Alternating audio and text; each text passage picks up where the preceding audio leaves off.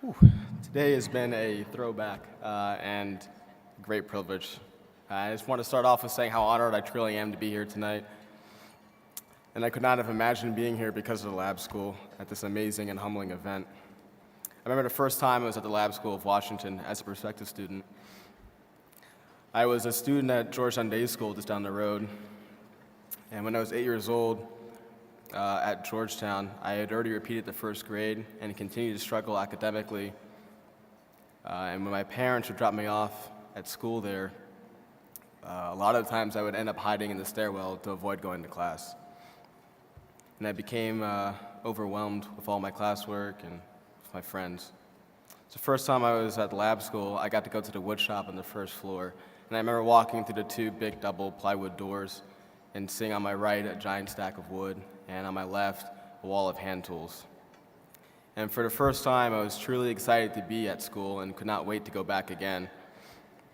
And for me, that was a big deal. For the first time, I didn't feel like I wanted to hide from class. After I joined the lab school, I had the shop class with Dieter once a day until I got to middle school.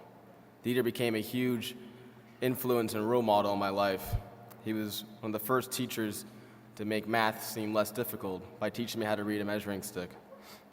And until today, my parents' house is full of furniture and things I made in that class.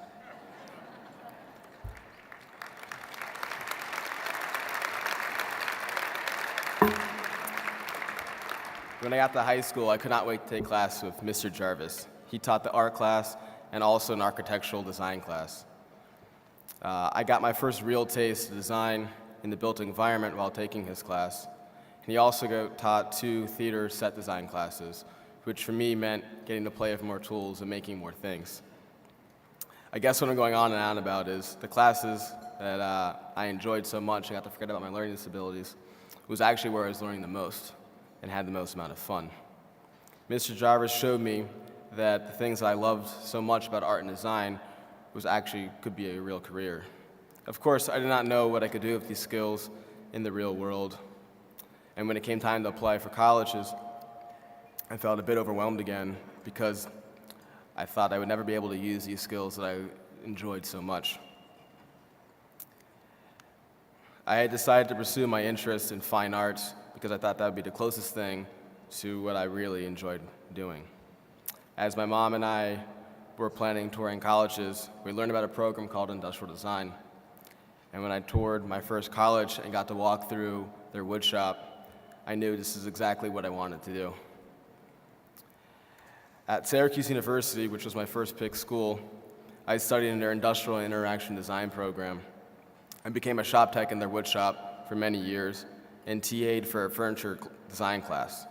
And every summer I stayed in Syracuse, New York, taking extra classes to keep up with my academics and made contacts with people in the field of design and furniture. When I graduated at Syracuse in 2015, I worked for a professor of mine who had his own small cast iron shop. We made everything by hand, and I made molds for all of his cast irons for a year. And then one of the contacts called me that I made working in the summers, and now I work at Jacob's Architectural Woodworking Shop. I am a designer and builder of custom cabinetries for homes, office spaces, and restaurants in Syracuse.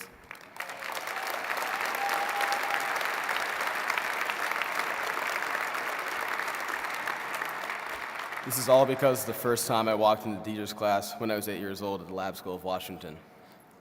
I could not be more proud.